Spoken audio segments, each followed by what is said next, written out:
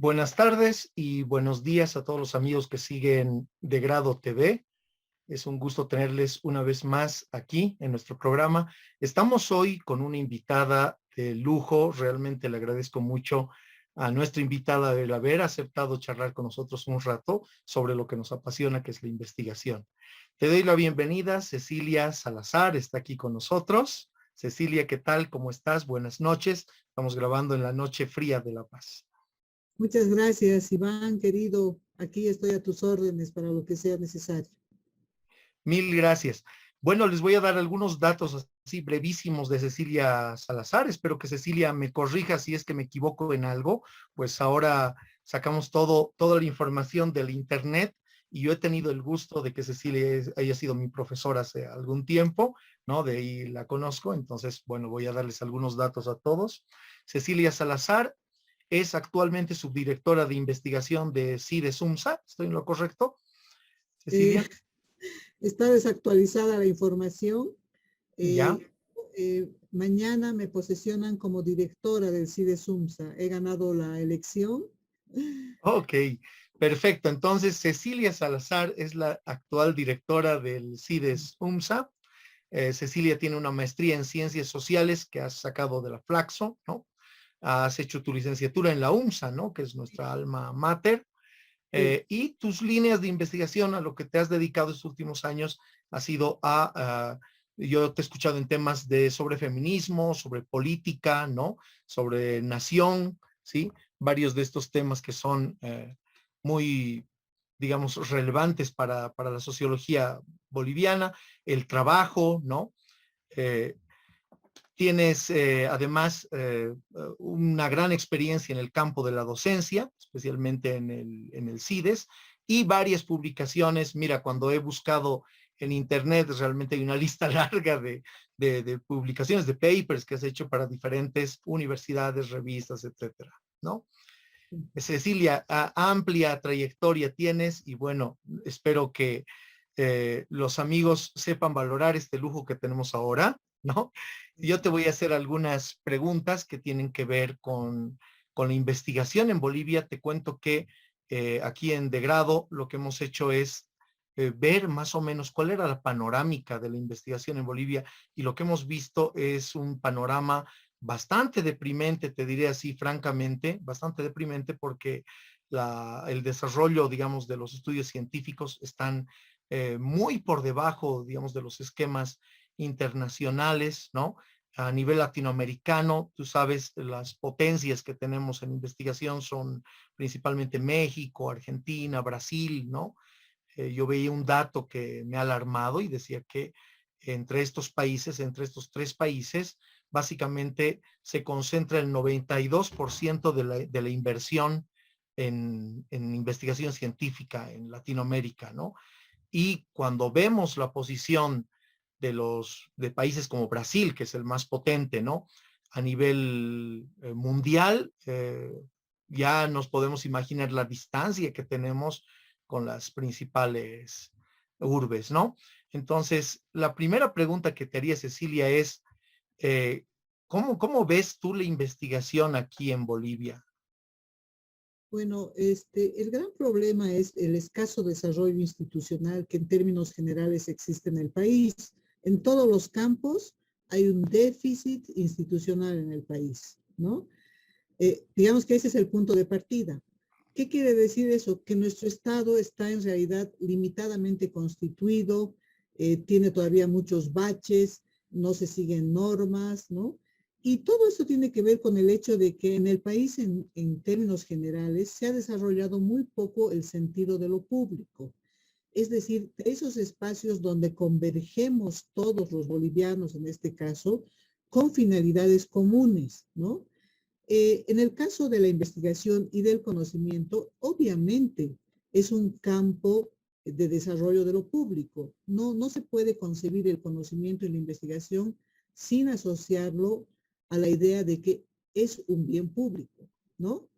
Cuando se concibe a la investigación y al conocimiento como bienes públicos, hay un esfuerzo colectivo, por supuesto organizado institucionalmente, para fortalecer esos bienes públicos, ¿no? Y en el país esa es una carencia histórica de largo aliento que la arrastramos sistemáticamente, ¿no? Entonces, ese es un primer señalamiento que lo empalmo con el concepto de la investigación y el conocimiento como bienes públicos, pero ante nuestro deterioro institucional, digamos, una especie de déficit alrededor del valor del conocimiento y de la investigación, ¿no? Que comparativamente, tú señalabas algunos países que han desarrollado amplia investigación. Esa es la diferencia, ¿no? En México, en la Argentina, en Colombia, hay una estructura institucional que se hace eco del desarrollo institucional de su Estado, digamos, ¿no? Que posibilita, ¿no es cierto?, digamos, la necesidad de que parte de los esfuerzos estatales o de la sociedad converjan en la creación, por ejemplo, de los consejos nacionales de ciencia y tecnología, ¿no? Al converger esos esfuerzos en este desarrollo institucional, lo que se está haciendo es hacer una apuesta por el conocimiento y la investigación con base en recursos públicos. El Estado provee de recursos públicos al desarrollo de estas instituciones, ¿no? Ahora bien, el otro componente complementario es la convicción que existe en esos estados respecto a la investigación y al conocimiento, que no solamente son bienes públicos, sino que también permiten el desarrollo de lo público, porque no puedes concebir el desarrollo de una sociedad, de un país, de una nación, con sus complejidades, con sus desafíos, ¿no? Si al mismo tiempo no los recreas, no los fortaleces y no asumes que la potencia de la investigación tiene que ver con la transformación también de la sociedad, ¿no? Entonces, el otro aspecto que carecemos en el país es de esa convicción pública a favor de la investigación y que esa convicción se canalice a través de recursos que permitan otro componente adicional, que es que la investigación y la producción de conocimiento se realice sin ninguna coacción. ¿Qué quiere decir esto? Que se desarrolle bajo el concepto de la autonomía intelectual. ¿Por qué? Porque esa es la única manera que se desarrolla el conocimiento. Si el conocimiento está coaccionado por intereses políticos, por intereses de grupo, por intereses internacionales, en fin, ese conocimiento siempre va a estar limitado en su proyección. En cambio, si dejas que ese conocimiento florezca con amplitud, sin ninguna restricción, ese conocimiento se convierte en un potencial transformador, por supuesto, ¿no?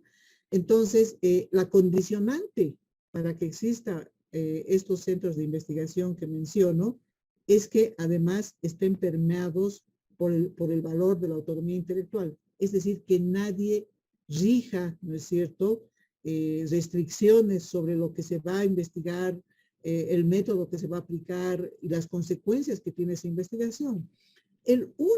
La única restricción, la única coacción que yo admitiría es la coacción que nos demanda la propia sociedad. Es decir, que nuestro conocimiento responda a las necesidades de la sociedad. Eso no va a ocurrir si tu conocimiento está mediado por intereses, por política o por lo que sea. Y tampoco va a ocurrir, lamentablemente, si tu investigación se restringe a recursos de cooperación internacional, que siempre están marcadas por cierto tipo de límites, de intereses, de expectativas. Puedes adiestrarte, digamos, asumiendo una consultoría, un proyecto, en fin, pero no hay mejor conocimiento que el que se realice y se desarrolla sin coacción alguna. Eso tampoco está desarrollado en el país porque el conocimiento, digamos, porque el país también está permeado no solamente por falta de institucionalidad, sino también por falta de vocación democrática de nuestros gobernantes que tengan la posibilidad de admitir que el conocimiento que se produzca en las instancias donde se produce, ¿no es cierto?, tenga capacidad inclusive de interpelarlos. Entonces, son déficits institucionales, pero también déficits democráticos. ¿Cómo le has hecho tú entonces, Cecilia? ¿Cómo le hacen? Digamos, hay varias sociólogas que tenemos, por ejemplo, yo lo voy a decir en femenino porque me llama mucho la atención que habiendo tantas cosas contracorriente, podríamos decir, ¿no? Un sistema patriarcal fuerte en nuestro país, ¿sí? Sé que de nómina hay un montón de investigadores varones, ¿no? Pero yo admiro mucho el trabajo tuyo, el trabajo de Silvia Rivera, ¿no? Son sociólogas muy importantes que son muy citadas, ¿no? Además, en muchos trabajos a nivel internacional. Y si vemos que en Bolivia es más o menos ser investigador es un trabajo quijotesco, ¿cómo le han hecho? ¿Cuál es el secreto? ¿Cuál es el truco? ¿Cuál es la convicción personal que hay que tener? Mira, yo me referiría a Silvia Rivera, a Rosana Barragán, a Ah, Fernanda Van, Rosana. en fin, ¿no? Hay un conjunto de brillantes sociólogas en el país. Rosana es historiadora, pero digamos Mm. que forma parte de ese gran compuesto de ciencias sociales y humanas en el país.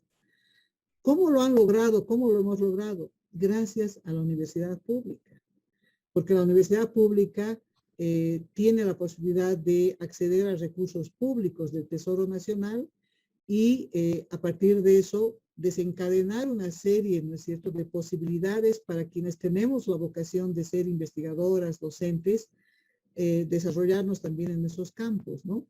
Es decir, la universidad pública la universidad en general, pero digamos que la pública con compromisos específicos, es el ambiente en el que se puede hacer investigación sin estas coacciones. Ahora, claramente, eso es más posible en campos donde no tienen que intervenir laboratorios, es decir, estructuras, ¿no es cierto?, experimentales que son propias de las ciencias naturales, en fin. Los sociólogos necesitamos un buen cuaderno de campo, viáticos para ir al campo, ¿no? Y un salario. Con eso más o menos nos podemos abastecer, más bibliografía, en fin. Entonces, los medios requeridos para el desarrollo de nuestra actividad como investigadores, investigadoras, ¿no? No son tan excesivos como los que demandan otros campos, ¿no? Eh, de todas maneras, en uno y otro campo, si la universidad no tuviera esos recursos para por lo menos pagar nuestros salarios, no podríamos realizar la investigación que hemos realizado y la que queremos realizar en condiciones de absoluta libertad creadora, ¿no? Entonces, lo que entonces me lleva a remarcar algo. En realidad, quienes tú nombras y en las que, estas personas a las que nombras y en las que me incluyes, en realidad gozamos de un enorme privilegio, digamos, del que no gozan todos y que por lo tanto nuestros compromisos tienen que ser redoblados y mucho más enfáticos, ¿no? De modo de que respondamos a cabalidad lo que nos manda la sociedad boliviana.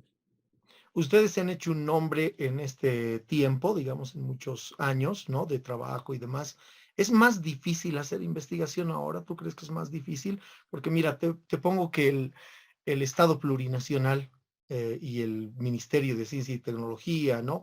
Que nosotros podemos ver que es la figura principal en los rankings internacionales, en las revistas, cuando te ponen la comparativa de países, muestran la visión y misión que tiene, y te das cuenta que la idea que tienen sobre ciencia y tecnología o desarrollo científico, ¿no? Es muy diferente que la del resto de los países, ¿no? Por eso llama la atención, perfecto. Tienen, digamos, la idea de la preservación de la madre tierra, ¿no? Después está la descolonización, ¿sí? Como puntales de la ciencia y el desarrollo. Pero cuando uno observa, más allá de criticar, digamos, estos aspectos, dices, o sea, yo me pongo a pensar, no hemos logrado ni siquiera ir por esa ruta que se ha puesto el Estado Nacional.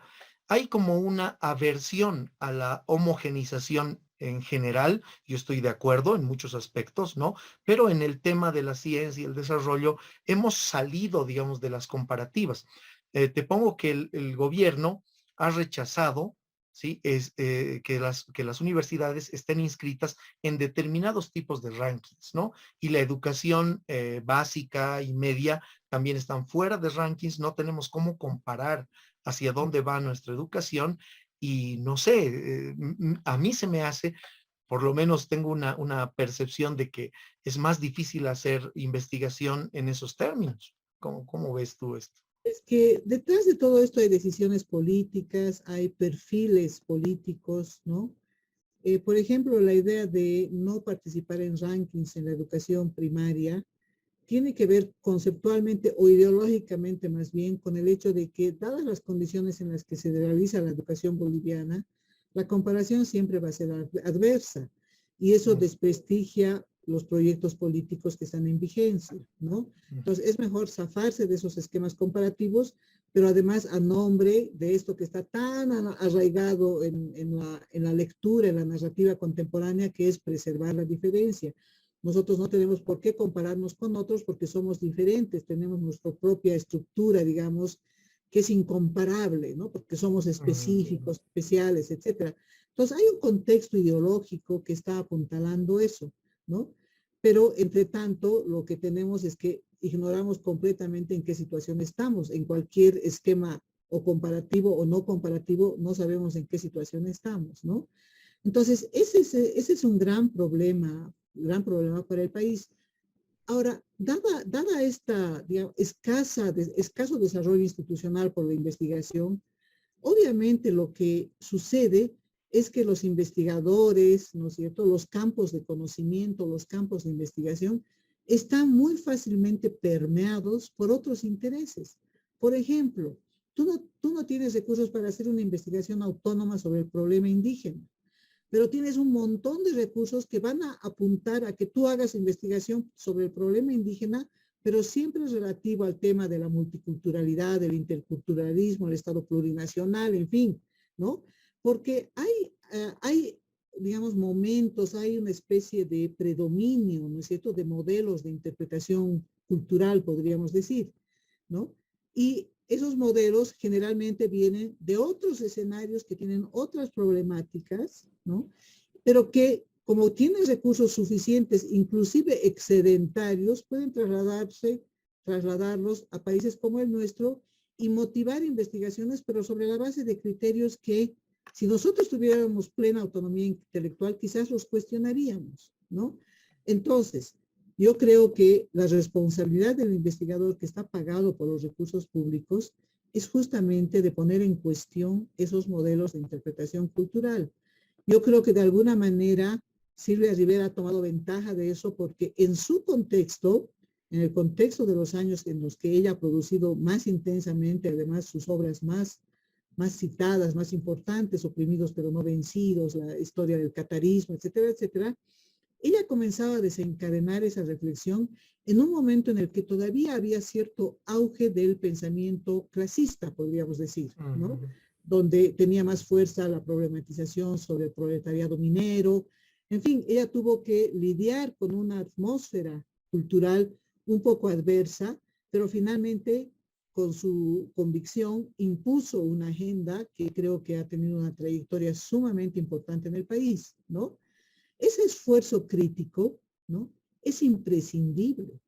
Yo he empezado a conformar la comunidad académica intelectual, podríamos decir, en el país a partir de los finales de los años 90, podríamos decir que es cuando ya sentía que tenía las capacidades más o menos desarrolladas para lanzarme a producir. He tenido, sin embargo, a diferencia de Silvia, que lidiar con un ambiente en el que el multiculturalismo estaba en pleno apogeo, ¿no? Mi actitud crítica para formular con convicción mis propias ideas y mi propio proyecto intelectual ha tenido que ver, a diferencia de la Silvia, ¿no?, con la idea de reposicionar el tema de la clase social, ¿no?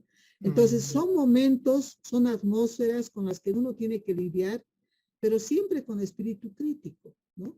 No se entiende el campo del conocimiento en todos los espacios y en todas las especialidades, podríamos decir, sin espíritu crítico y sin tener como soporte de inicio la idea de la duda, ¿no? Descartes, el gran filósofo de la modernidad, y al desarrollar su filosofía, él impuso la necesidad de la duda metódica, de decir, dudo, luego existo, ¿no es cierto? Eso es lo que moviliza el pensamiento, ¿no? Y eso podríamos traducirlo en los tiempos más actuales y dada la atmósfera política en la que vivimos, en espíritu crítico. Sin espíritu crítico no hay investigación. Y el espíritu crítico obviamente va a sobrepasar los límites y las fronteras que te imponen estas coacciones y que parte de ellas son las que corresponden a las agencias o a las agendas, perdón, académicas internacionales, que a veces coinciden con nuestros problemas, pero muchas veces no coinciden con el modo de visibilizar los problemas. Ya, súper interesante porque, mira, yo me ponía a pensar mucho sobre el papel de la propia sociología, ¿no? Porque ni hablar, digamos, o sea, lo que yo he visto es que la filosofía poco hace, digamos, en nuestro país, ¿no? Yo te lo digo desde mi perspectiva, ¿no? Como una persona que ha estudiado filosofía, la historia tiene gran cabida, creo que hay algunos nichos naturales en la investigación boliviana, pero sobre todo la sociología yo veo que ha tenido una influencia muy especial, pero es como un entrampamiento de la propia sociología, porque en la época en que se critica lo multi, por ejemplo, de la época neoliberal y todo eso, y se asume una idea de lo pluri como una especie de horizonte, ¿no? De la demanda nacional, ¿sí? En términos de investigación también, junto a otro tipo de demandas. Al parecer, yo veo como si el actual gobierno del MAS se hubiera congelado en una idea de lo que requiere la demanda social, digamos, en términos de investigación, y su oferta está afincada en esa demanda cuando a mí me parece, por lo menos personalmente, que los tiempos han cambiado y que la demanda es otra, ¿no? La demanda de investigación, la demanda de otros procesos de conocimiento. ¿Sí? Yo veo a los jóvenes, por ejemplo, actualmente, muy vinculados, o sea, tan vinculados que estos problemas que podríamos decir de la diversidad, del arraigo, ¿no? De, de estos fenómenos relativos a la conservación de los usos y costumbres y demás, que son lo que está potenciando más el más, ¿no? Dentro del Avelino Signani, son problemas que ya no parecen tener la misma faz que antes, ¿no? Yo veo a los chicos en el campo, en la ciudad, en los pocos viajes que he podido hacer estos años, los he visto tan conectados a digamos, a un fenómeno que para la propia sociología yo creo que nos está tomando de atrás, ¿no? Sin darnos cuenta, estamos viendo que los chicos de Rusia escuchan la misma música que los chicos del altiplano aquí, ¿no? Escuchan sus reggaetones, sus cosas, tienen un lenguaje, los chicos españoles, que han adoptado de los latinoamericanos, ¿no? Y todos tienen dentro de este fenómeno una convicción de que están defendiendo lo suyo, porque también lo diverso, lo identitario ha pegado mucho dentro de la globalización. Es más, yo veo que las empresas, por ejemplo, turísticas, venden al otro, digamos, al diferente, como como un paquete turístico también, ¿no? Y nuestra oferta educativa está pues así retrasada. ¿Cómo ves estos problemas? Es como si dijéramos todos EMIC, ¿no? Voy a poner este concepto, EMIC, dicen pertenecer a una determinada cultura, pero ETIC actúan todos de la misma forma, ¿no? Las formas de cuidado incluso infantil, ¿no? Los bebés, todo eso se ha globalizado tremendamente y no parece pues que los estudios actuales, las investigaciones estén respondiendo a eso. ¿Cómo ves estos fenómenos? Bueno, tiene que ver con lo que decía inicialmente, Iván, con el poco desarrollo de la institucionalidad a favor o que le dé cobertura a la investigación y a la producción de conocimiento, ¿no?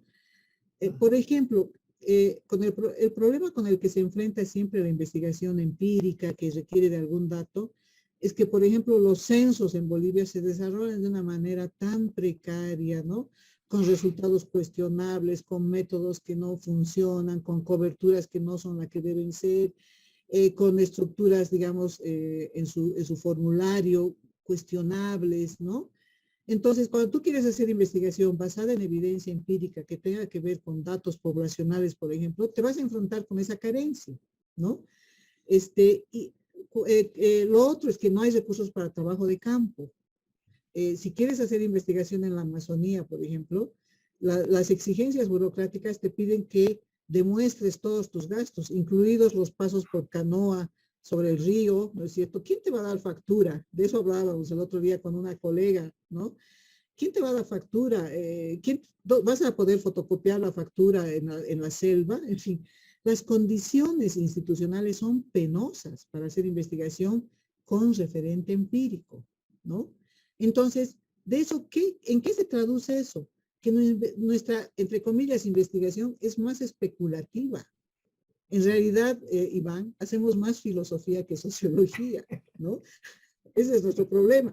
¿Por qué? Porque dado que no tenemos materia sobre la cual trabajar, tenemos que imaginarnos, ¿no es cierto?, muchas cosas. Entonces nos imaginamos unos horizontes sobre un país plurinacional, ¿no es cierto?, donde la Pachamama esté vigente con sus derechos. Nos imaginamos el Chachahuarmi, todo es especulación fantástica, ¿no? Una especulación y además que viene permeada por esta reivindicación de lo identitario.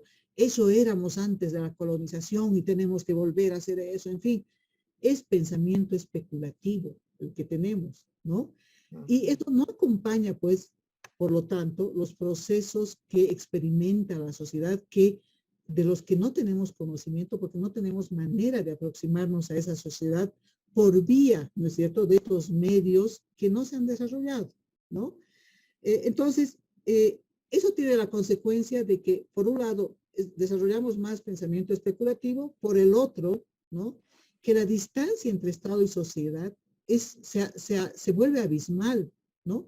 En realidad, el conocimiento es un factor de mediación de la relación Estado-sociedad, porque tú cuando produces conocimiento le estás interpelando al Estado, pero también estás interpelando a la sociedad o estás siendo portavoz de los problemas de la sociedad, ¿no?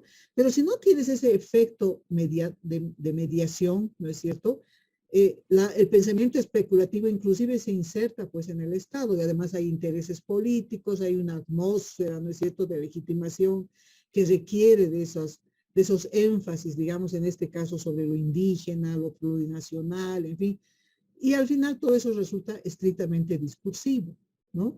Entonces, digamos, eso es otra consecuencia de la falta de desarrollo institucional en el país y la deriva en el pensamiento especulativo y la deriva en el distanciamiento Estado-sociedad.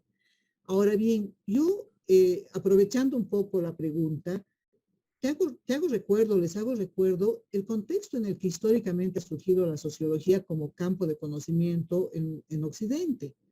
¿Cuál fue ese contexto? Fue la Francia postrevolucionaria. De 1789, Francia entró a un proceso revolucionario muy caótico, como suele suceder, y que se prolongó por varias décadas, ¿no? Pero al mismo tiempo, ese caos tenía como, digamos, como horizonte la necesidad de imponer el pensamiento racional en la organización de esa sociedad que estaban haciendo, rompiendo, digamos, los vínculos con la sociedad feudal, con el dominio de la Iglesia Católica como el artífice, ¿no es cierto?, de la producción de conocimiento especulativo, ¿no? Entonces, ¿con qué espíritu nació la sociología? Con el espíritu de acompañar la construcción del Estado Nacional francés, ¿no? Y adicionalmente, ese Estado que se estaba constituyendo sobre la base del esquema del pensamiento racional, ¿no?, volcó pues parte importante de su énfasis, digamos, en la constitución de las instituciones que forjaran conocimiento para acompañar la construcción de su propio Estado y por lo tanto de las condiciones que permitieran que todos los franceses fueran reconocidos como ciudadanos. Entonces, esa fue, digamos, hay un contexto específico en el que nació la sociología en Europa. Cuando eso estaba sucediendo, en Inglaterra se estaba desarrollando la economía clásica, la economía liberal, ¿no?, con sus principios pragmatistas, individualistas, en fin. Entonces, la sociología surgió, dicen algunos, como una especie de rebelión antiindividualista, que finalmente confluyó en la preocupación por la solidaridad social. Ese ha sido el origen de la sociología, ¿no? Entonces, en Inglaterra se estaba desarrollando la otra agenda, digamos, de la configuración societal moderna, que es la economía liberal, ¿no? Con sus parámetros, sus énfasis, en fin. Y ahí se produjeron una especie de tensiones históricas, Francia, Inglaterra y de paso Alemania. ¿Qué era lo que desarrollaba Alemania en el contexto de su propio desarrollo histórico? Filosofía idealista, ¿no? Como más o menos la desarrollamos nosotros. ¿Por qué? Porque Alemania todavía estaba enraizada en relaciones fuertemente, podríamos decir, volcadas a los problemas de la pertenencia nacional, de la lengua, del idioma, de la raza, en fin. Tenía un rezago histórico respecto al desarrollo del Estado Nacional francés, ¿no? Ahora, si tú sumas esos tres factores y los trasladas hacia otro campo, lo que vas a ver es la influencia que estos factores tienen en la deriva histórica de Europa, por ejemplo, con relación a la Primera y la Segunda Guerra Mundial. ¿Qué papel jugó Alemania? ¿Qué papel jugó Inglaterra? ¿Qué papel jugó Francia en esos contextos, no? Inglaterra desarrollando economía de mercado a cualquier precio y a cualquier costo bajo el concepto del individualismo y del pragmatismo. Francia intentando contener todo eso a partir del desarrollo de la idea de la solidaridad social y Alemania desarrollando postulados en torno a la raza, la lengua, la pertenencia nacional, filosofía idealista. ¿Qué prueba esto? Que si no hay un desarrollo estatal nacional, ¿no es cierto?, consistentemente moderno, ¿no? Nuestras perspectivas del mundo también van a ser distintas. Por eso tenemos tanta preocupación nosotros por el problema de indígena, por la preservación de los idiomas indígenas, derivamos a problemas que tienen que ver con el racismo, en fin, porque nuestra configuración histórica parecería que nos demanda eso. Pero si nosotros localizamos nuestra propia configuración histórica en escenarios más generales, es imprescindible hacerlo también considerando desde mi punto de vista temas de clase, ¿no? De modo de que esta énfasis romanticista, yo podría decir, de nuestra agenda de investigación, se sacuda un poco de este adormecimiento que existe, tú lo has señalado, en gran parte de las colectividades académicas, de activistas, en fin, que como tú has dicho, nos están llevando a una especie de adormecimiento, ¿no?, de encapsulamiento y de una especie de horizonte sin salida, ¿no? Pero para eso, ¿qué necesitamos? Comprender nuestro desarrollo histórico, hacer comparaciones, ver cómo estamos en términos de desarrollo estatal, pero al mismo tiempo ver si tenemos las posibilidades de desarrollarnos al estilo Francia. Tampoco la idea es seguir el camino que otros países han seguido, porque tal vez no sea necesariamente el nuestro, ¿no? Entonces volvemos al punto de partida, que es finalmente buscar lo que somos, lo que queremos ser, ¿no?, lo que nuestra sociedad nos demanda. Sin embargo, en la actualidad, y eso es algo que yo he subrayado en mi plan de trabajo para que me elijan directora del CIDES, ¿no?, hay algo que no puede dejar de interpelarnos, Iván, y que tiene que ver con que la última información que tenemos en el país es que en Bolivia existen 4 millones de personas pobres, que existe 1,5 millones de personas en pobreza, en situación de pobreza extrema. Las personas que probablemente vayan a las casas de algunos de ustedes a pedir pancito duro, ¿no es cierto?, multipliquen eso por 1,5 millones de personas, ¿no? Estamos hablando de que la pandemia, la crisis económica, a partir del año pasado, ha sacado o está conduciendo a casi 400,000 personas a estos niveles de pobreza. El 40% de los universitarios de la UMSA ha abandonado sus aulas este año. Wow, eso es 40%. terrible, es un número terrible. Estamos hablando de cientos de miles de niños que han abandonado la escuela, ¿no? Y por lo tanto estamos hablando de una situación digamos, de una agudización de los procesos de desigualdad social que, por ejemplo, se traducen en el hecho de que algunos podemos trabajar vía virtualmente en computadoras, recibir salarios sin salir a la calle, sin exponernos a la pandemia, y casi la mitad de la población o más de la mitad de la población está en condiciones completamente distintas, saliendo a la calle a luchar por su pellejo en condiciones de una precariedad absoluta. Bueno, eso no nos interpela como intelectuales, no nos lacera el alma como intelectuales, y por lo tanto, ¿qué es lo que estamos haciendo y qué es lo que deberíamos hacer frente a esa terrible realidad? Que es una realidad latinoamericana. En Argentina el 42% de la población es pobre. O sea, estamos hablando de porcentajes cercanos al 50%. ¿Es admisible éticamente eso? No es admisible. Entonces, pensemos en nuestra agenda y si nuestra agenda está expresando las necesidades de la sociedad a la que nos debemos especialmente si formamos parte de este sistema de privilegios que es el sistema universitario, más aún si es el sistema público, ¿no? Yo interpelaría a quienes nos están mirando en ese sentido para que revisemos la agenda y nos comprometamos con otros problemas que están frente a nosotros. Es decir, que tenemos más o menos el desorden propicio para incubar algo, ¿no? Es decir, algún tipo de cambio y transformación. Mira, yo he visto en mi pequeña experiencia, digamos, de contacto con otras realidades, ¿no? Europa principalmente, que hay una relación muy especial que me parece bastante positiva entre la empresa privada y la academia. Porque de hecho, y yo creo que con la pandemia y todo esto, los países difícilmente van a destinar más fondos para investigación, más fondos para educación y todo esto, ¿no? Entonces, ¿qué tan viable es en Bolivia esto? Porque lo que veo es que hay una especie de divorcio, ¿no? Entre las universidades, la investigación y la empresa privada, fundamentalmente, ¿no? Y claro, también está el otro problema de que no solo es inversión el asunto, ¿no? Decía una investigadora de la UNAM, decía, bueno, nos pueden dar, sí, digamos, el doble o el triple de fondos desde el gobierno central, pero eso no significa que vamos a hacer el doble y el triple de investigaciones, ¿no? Yo lo remito eso a Bolivia y no solamente va a ser eso, ¿no? Dos cositas te quería preguntar aquí. ¿Vale la pena incluir la inversión de la empresa privada en las universidades, el conformar algún tipo de relación? Porque he visto que también hay una relativa resistencia de ambos lados, podríamos decir, a esto, ¿no? ¿Se podrá hacer en Bolivia? Y la otra pregunta sería, ¿qué además de la inversión, ¿no? ¿Qué además? Bueno, partiré diciendo algo que me parece es un paralelo de lo que me estás preguntando. Hay un paralelismo entre lo que me estás preguntando y lo que te quiero decir, ¿no?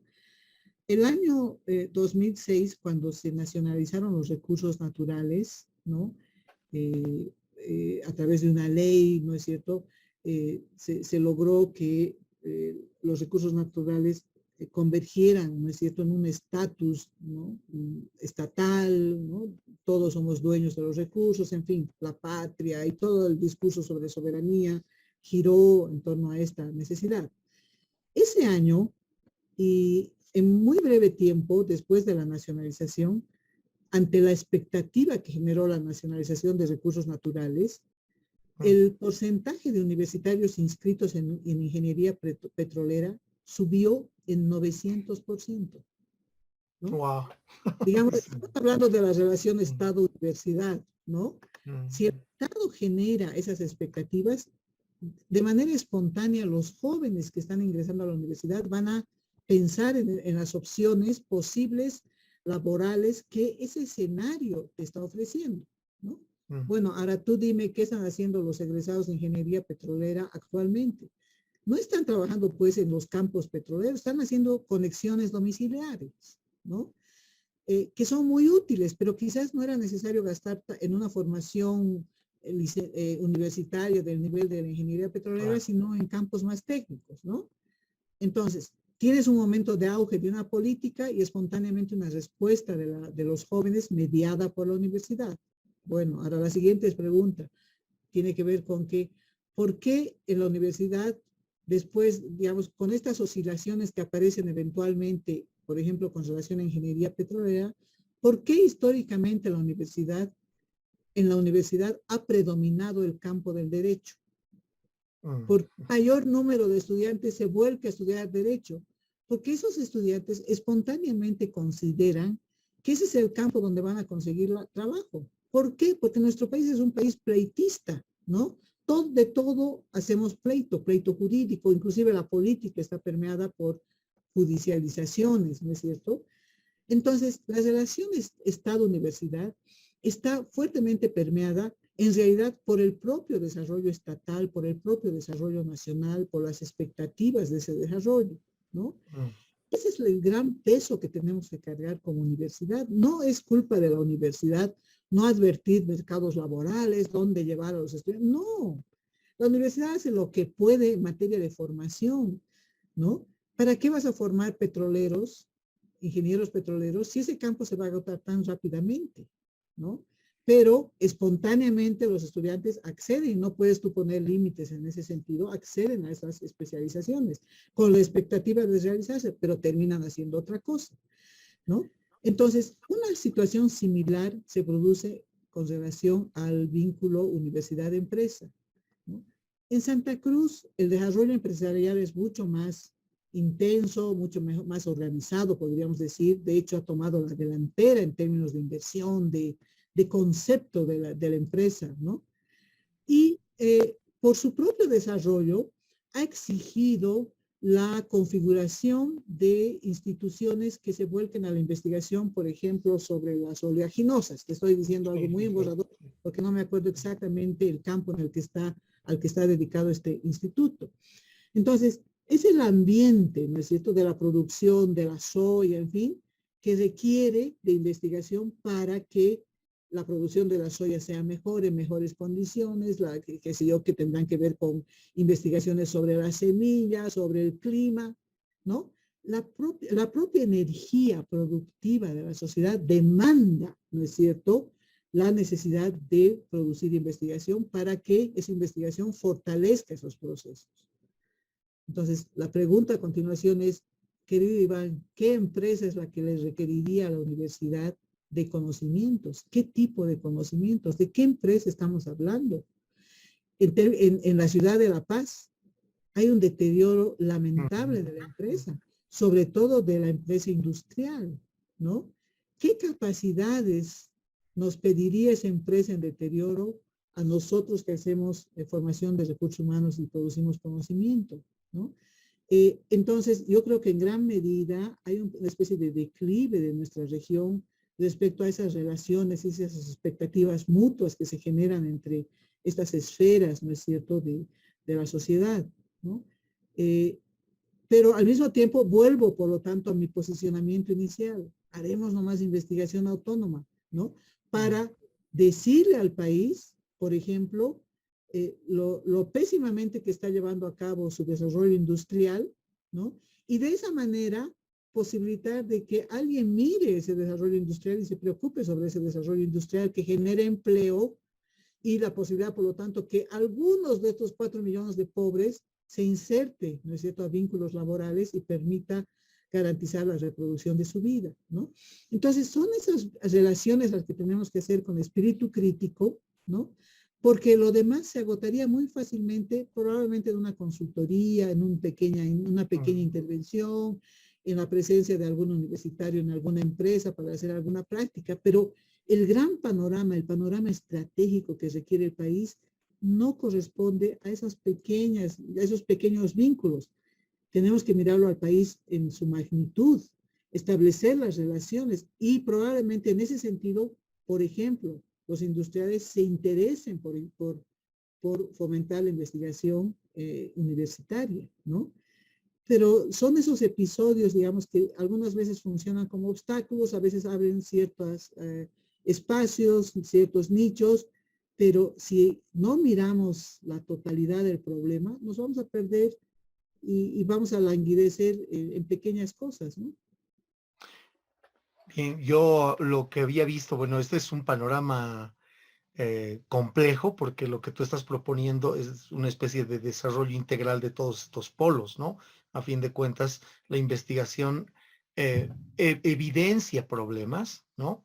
El Estado debe ir por ellos de algún modo, ¿no? La empresa privada necesita crecer, ¿sí?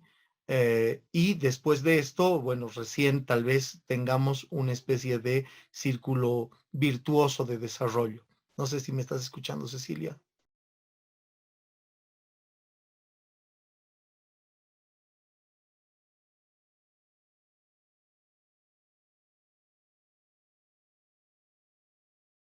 Te decía que a fin de cuentas el panorama que nos muestra es un problema complejo que parece requerir de la integralidad de muchos elementos, ¿no? Como, por ejemplo, la producción de una investigación que visibilice determinados problemas que tiene el Estado, que sea crítica, ¿no? Porque a fin de cuentas esta criticidad nos va a arrojar datos empíricos, realistas, ¿no? Que permitan que podamos poner esfuerzos tanto del Estado como de la universidad, de la academia, hacia los aspectos que más importan. Has tú revelado algunos de estos aspectos. Ahí recién se podría insertar, digamos, dentro de un fenómeno que ya lo vemos en otros espacios, en otros países, el hecho de la intervención de la empresa y todo esto. Pero bueno, a fin de cuentas, yo tengo ciertas esperanzas porque he visto a muchos chicos tocar puertas, ¿no? Tocar puertas de la empresa privada, tocar puertas de la empresa pública, proponer soluciones, ¿no? Tanto a nivel técnico, no estoy hablando solamente de las ramas humanísticas, sino de diferentes aspectos de la investigación, ¿no? He visto a chicos de historia, por ejemplo, haciendo trabajos para empresa privada, pero yendo a proponer esos trabajos, ¿no? He visto a chicos de turismo, ¿no? Movidos también en el apoyo a la industria y qué sé yo. Entonces, bueno, este es un elemento complejo. Para finalizar, y bueno, agradecerte otra vez, Cecilia, tu presencia aquí. Eh, ¿Qué está haciendo en este momento la UMSA? ¿Cómo ves el CIDES? ¿En qué están ustedes? ¿Cuáles son ahora sus líneas de investigación? ¿Qué nos van a proponer? Hace algún tiempo hablé con Mauro Costantino, te contaba, ¿no? Y él me dio un panorama, digamos, interesante, ¿no? Porque me decía, frente a toda adversidad que tenemos, estamos intentando nosotros posicionarnos de algún modo académicamente, ¿no? Las revistas que sacamos, indexarlas, etcétera, etcétera. El CIDES, ¿qué planes tiene? ¿Cómo va a ser tu gestión, Cecilia? Gracias, Iván. Lo primero que quisiera decir es, no es mi pretensión desanimar a tus oyentes, a quienes nos están viendo, digamos, por esta mirada más estructural e histórica que yo tengo, de ninguna manera. Lo que les diría más bien es aprovechen cualquier resquicio para hacer investigación. Si la empresa privada les da un resquicio, aprovechen ese momento. Si tienen acceso a una consultoría, háganlo. Todo es experiencia y todo se acumula en favor del mejoramiento de nuestras capacidades. Entonces, aprovechen. Mientras tengan la posibilidad de volcar su energía juvenil, de su ímpetu, etcétera, etcétera, háganlo, háganlo, aprovechen todas las oportunidades, cumplan con su deber intelectual, académico, profesional, todo es válido, ¿no? Entonces, métanse a todo, denle, apuéstenle a todo, no los desanimo, mi mirada estructural es la de una persona sesentona, cercana al centenar de años, y quizás tiene que ver con mis propias pesadumbres, atribulaciones, digamos, ¿no? Tribulaciones, pero en fin, ¿qué estamos No, no, haciendo? lo que vemos es que es muy crítica y muy útil también para nosotros, porque hay que tener todas las miradas, porque, bueno, no es solamente aliento o desaliento, sino, digamos, una opinión cierta, que tú tienes una experiencia, ¿no? Te agradezco, Iván. Bueno, ¿qué es lo que yo estoy proponiendo en el CIDES? El CIDES está compuesto por tres áreas, ¿no? Un área se llama Economía, Desarrollo y Globalización, Sociedad, Economía y Globalización, ¿no? Mm. Hemos intentado en esa área que confluya la parte del desarrollo social con el desarrollo económico más las relaciones internacionales. Tenemos otra área que se llama transformaciones territoriales y ambiente, y medio ambiente, algo así, ¿no? Que tiene que ver con la relación rural-urbano, con el tema del cambio climático, con el tema rural, productivo, en fin. Y la otra área se llama filosofía, política y cultura. Hemos incorporado el tema cultural, porque en nuestra estructura lo que intentamos es responder a los problemas que nos enfrentamos desde un punto de vista multidisciplinario. Por eso tenemos estos componentes tan diversos, pero que cuando confluyen son maravillosos, ¿no? Sin embargo, dado lo que estamos experimentando en el país y en realidad en el mundo, yo he visto la necesidad de desarrollar la agenda del desarrollo social, en la que tú te has formado, tus Mm. compañeros de la maestría, ¿no? porque esa es la agenda que nos está interpelando dramáticamente hoy, ¿no? Entonces, ¿qué es lo que quisiera desarrollar? El tema, por ejemplo, del trabajo, ¿no? Si seguimos con políticas de asignación de recursos vía renta, ¿no es cierto? No vamos a resolver los problemas del país, los vamos a resolver cuando enfrentemos el problema del trabajo y su necesaria reorganización en el país. El país tiene 80% de trabajadores informales, esa es su población económicamente activa, es grave, ¿no? Entonces, esa va a ser mi agenda. Hemos desarrollado de una manera muy equilibrada todas las agendas de estas áreas, pero mi agenda va a poner énfasis en el tema del desarrollo social y dentro del tema del desarrollo social, su énfasis va a ser mujeres, niños y adultos mayores. Solamente hagan el recorrido, pasen un día por, qué sé yo, la Mariscal Santa Cruz hasta la universidad caminando, y ahí tienen un mundo de referentes terribles sobre la condición del adulto mayor, ¿no? Entonces, mientras hacía mis trámites para postular a la dirección, he tenido oportunidad de hacer mucha caminata por el centro, y ahí he percibido lo fundamental que es ahora tratar el tema de lo social. Ese va a ser mi énfasis, esa va a ser la particularidad de estos próximos 3 años. Wow. Cecilia, muchísimas gracias. Realmente te deseo mucho éxito, ¿no? Porque te conozco, mira, te he conocido ahí en la maestría y fácilmente te has hecho tan familiar mía que te digo, realmente ha sido muy placentero para mí tenerte aquí en el programa y escucharte nuevamente. Ya vamos a conversar más adelante sobre otras cosas, tal vez te voy a molestar nuevamente, ¿no? Sobre algún otro tema en otro ciclo que comencemos, porque nosotros pensamos hacer esto un poco más largo y nos interesa mucho la perspectiva sociológica. Entonces, te agradezco mucho y bueno, éxito en todo, Cecilia, éxito en todo. Muchas gracias, Iván. Sabes que el aprecio es mutuo. Has sido un brillante alumno en la maestría y sé que vas a conducir tus proyectos de la manera como siempre lo has hecho, con ética, con rectitud, con compromiso. Eres un orgullo para nosotros y sigue adelante, esta vez tú mismo conduciendo a nuevas generaciones. Gracias por la invitación. Gracias, Cecilia. Gracias. Chao, chao. Y esa fue la entrevista de la semana. No te olvides visitar nuestras redes, seguirnos, darle like y hacer comentarios.